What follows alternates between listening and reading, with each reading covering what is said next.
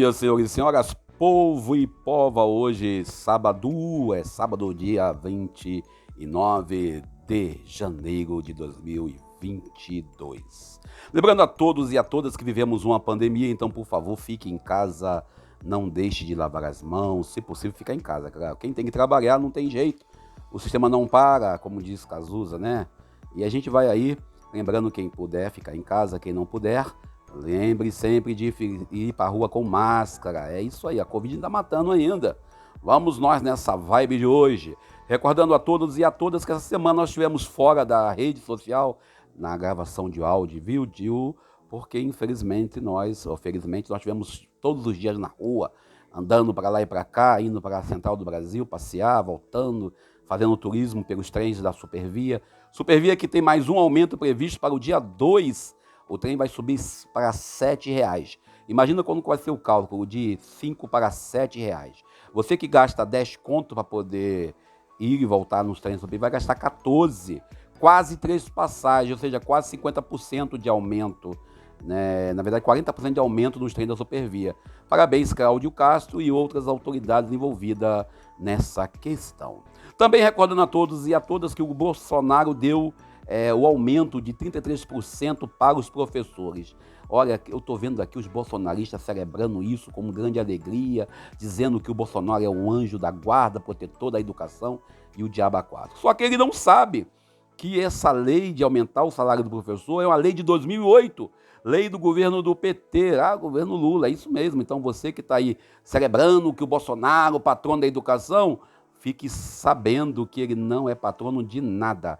Ele apenas está cumprindo uma lei e que ele deu aumento de 33% devido à situação econômica brasileira, devido aos aumentos anteriores que ele não pôde dar, devido a outros fatos mais, que vai levar aí uma defasagem muito grande no salário do professor. Então o piso nacional, que era a proposta de Cristóvão Buarque, é um piso nacional, é algo que poucas pessoas sabem. E é uma relação feita no governo do Luiz Inácio Lula da Silva, do PT. É isso mesmo, o PT que é culpado pelo aumento do salário dos professores. Ninguém vai falar isso, mas diz que o Bolsonaro deu aumento, cumprindo a lei. E falando no diabo, ou melhor, no Bolsonaro, me perdoe, ele me perdoou o diabo. Lembrando ele que ontem ele cagou, fugiu, escafedeu, meteu o pé para não ir lá na audiência no STF, alegando sei lá o quê, mas não foi. Ou seja, Xandão tentou chamar ele, mas ele não foi. Alegando outros motivos, entrou com medida protetiva, entrou com medida cautelar, sei lá, fez o que quis. E não foi. Só que ele está sendo chamado porque ele vazou processos que eram privados, secretos, né? E aí tá aí. E falando em secreto, sabia que o Bolsonaro colocou o cartão de vacina dele privado, secreto, fechado por 100 anos? Sinal que ele tomou a vacina contra a Covid. E ainda ouvi essa semana, eu tomei a minha terceira dose, né? Tomei a terceira dose da Pfizer. E aí tomei a vacina, senti um pouco da realidade que me chamaram de, cheio de placebo. Eu estou tomando fetos humanos na vacina, etc e tal. Só que, senhores, os filhos do presidente, a filha do presidente, não, melhor, a esposa do presidente também tomou, mas você não quer dizer isso para mim. E ainda olhando essa semana, o senhor Olavo de Carvalho, professor sem faculdade, sem graduação, sem mestrado, sem primeiro grau, veio a óbito e eu essa semana fui atacado aí por um grupo de bolsonaristas loucos, idiotas, me xingando de um bocado de nome bonito que eu não vou repetir aqui, mas valeu a pena, meu irmão. Se você quiser comentar nesse áudio, nesse vídeo, por favor, comente, coloque seu comentário, dê seu like, dislike, mas lembre de uma coisa, se seu comentário for um comentário que ofende a minha moral, será denunciado na rede social e você poderá ser banido ou bloqueado. Fiquemos com Deus, vamos para o Evangelho do Dia.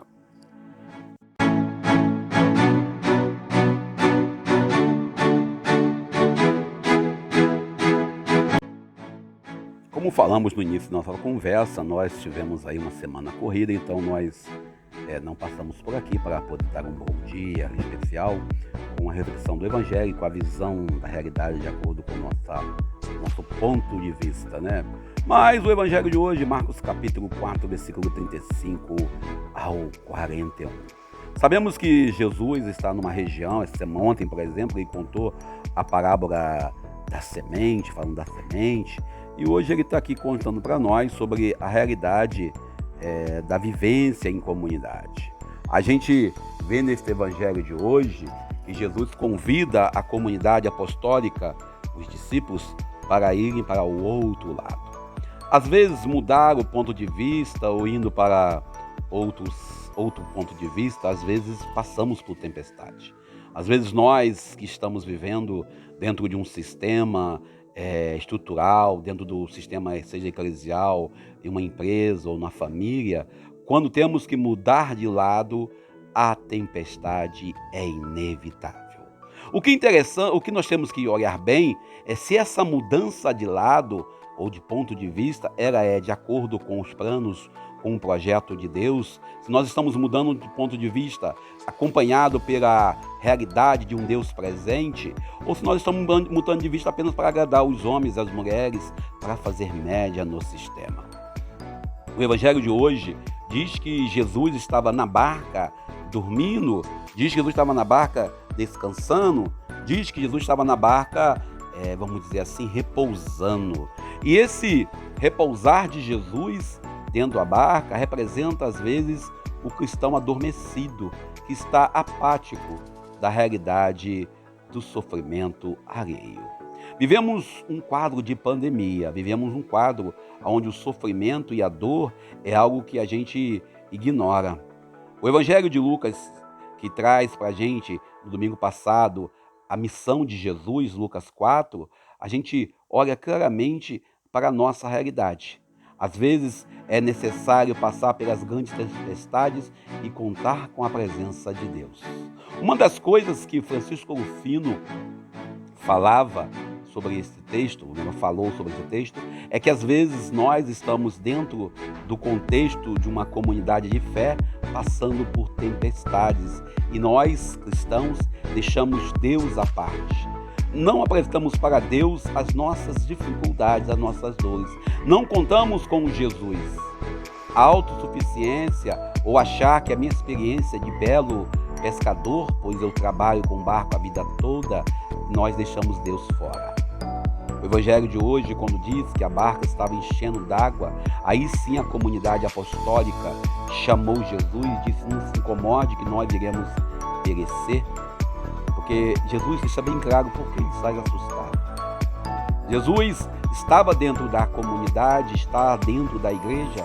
Muitas vezes nós deixamos Jesus à parte da nossa realidade eclesiástica. Usamos a nossa fé e participamos das nossas igrejas, transformando nossas igrejas em empresas, transformando nossas igrejas em instituições que representam esse ou aquele grupo, e esquecemos de colocar Deus no centro de tudo, no controle da situação. O interessante é que a gente, quando lê esse texto numa catequese mais assim, vamos dizer assim, detalhada, sempre fala que os ventos da vida estão aí para poder se abater sobre os males da nossa caminhada, e durante os males da nossa caminhada iremos sofrer as consequências desse mar. O texto de Marcos, capítulo 4, 35 a 41, que nós lemos neste sábado, traz para nós a comunidade ainda hoje, que deixa de confiar em Jesus e quer acreditar em sua experiência. Talvez quando a gente entra em nossos carros, em nossas vidas, quando dirigimos de fato, muitas das vezes a gente sai de casa e não colocamos Deus para ir conosco. E só lembramos de Deus na hora da tempestade, na hora do sofrimento, na hora da dor. O Evangelho de hoje ainda traz para nós uma obrigação de estar com Deus, mas não apenas por estar, mas sim deixar Deus agir em nossa caminhada.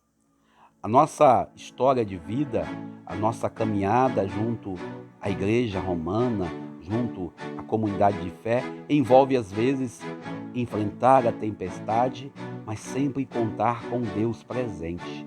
Nunca tentar pela nossa própria experiência de conhecimento. Não se apegar à nossa forma de ver. Naquele barco, certamente, estava lá pelo menos 4 pescadores, Pedro, João, Tiago, tinha lá o André.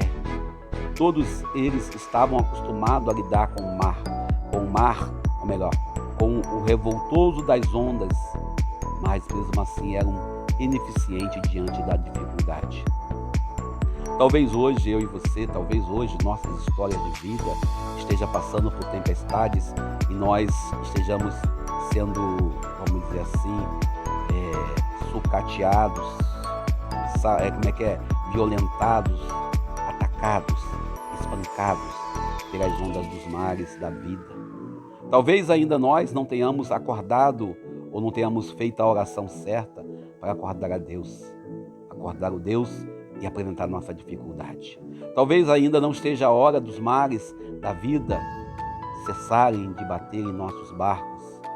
Talvez ainda não seja a hora de nós entendermos quão é importante estar no lado certo da coisa, ou talvez ainda não seja a hora que nós não percebamos quanto a nossa dor é grande. Outro dia eu contei aqui para vocês sobre uma pessoa que está passando por certa dificuldade, falando sobre a situação, e eu falei, eu estive visitando uma família e lá eu vi crianças tomando água de fubá para poder não passar fome. Nós vivemos no Brasil, onde temos aí milhões de brasileiros que passam necessidade, pessoas que estão abaixo da linha da pobreza, que hoje comem e amanhã não sabem se terão, pessoas que estão passando por várias dificuldades na relação ao filho ou à filha dependente química. Também temos aí pais e mães que estão entrando no vício do alcoolismo. São os mares da vida, são os barcos que estão sendo rachados, famílias inteiras sendo destruídas pelo sistema corrupto, pelo sistema que copita você para o lado que interessa. O Evangelho de hoje ainda nos coloca na seguinte situação: nós devemos interpretar e entender que é preciso mudar de posição.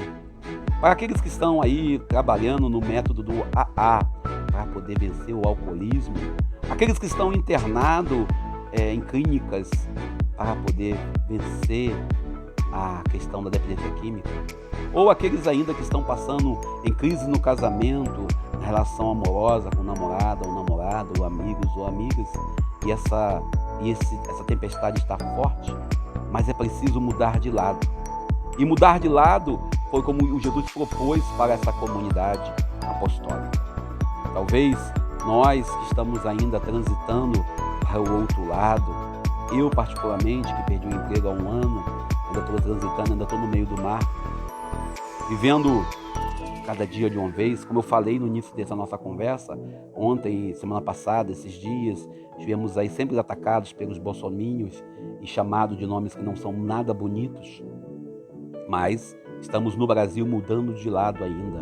Nós navegamos para o lado de cá e vimos que a gasolina chegou a R$ 7,40, R$ 7,50, a R$ 8. E está na hora de voltar para o lado de lá, quando a gasolina custava R$ 12,60. Talvez nós brasileiros, nós brasileiras, nós homens e mulheres desse século tenhamos que entender claramente que Jesus sempre está conosco, mas talvez nós o tenhamos colocado de lado, talvez nós tenhamos colocado ele à parte em nossa história. Eu conheço pessoas que falam, hoje não posso falar de Jesus porque esse assunto não pode falar de Deus. Nós devemos estar sempre invocando e trazendo Jesus para todas as dificuldades. O Evangelho de hoje, para nós, homens e mulheres desse século, o Evangelho que diz para a gente que é preciso sempre estar em oração, clamando e pedindo a Deus que nos ajude a vencermos a dificuldade desta vida. O Evangelho de hoje ainda nos convida a lutarmos, a continuarmos no rumo certo. Os amigos apóstolos e discípulos diante do mar não voltaram atrás, dizendo vamos voltar e deixamos para voltar amanhã. Não, continuaram à frente. E nesse meio da viagem acordaram Jesus. Não é que Jesus dormia por dormir. Deus não dorme, diz o ditado popular. Mas às vezes nós pedimos que Deus fique à parte em nossas histórias. E Deus tem todos os defeitos de acordo com o ateísmo, mas Ele tem uma qualidade fenomenal. Ele só vai atuar no momento que nós autorizarmos a sua entrada em nossa história. Por isso, vamos pedir a Deus que nos ajude a combater, a vencer a Covid-19, aqueles que nem eu estamos passando pelo desemprego, que possamos encontrar um emprego. Obrigado a você pela presença, obrigado a você pelo carinho.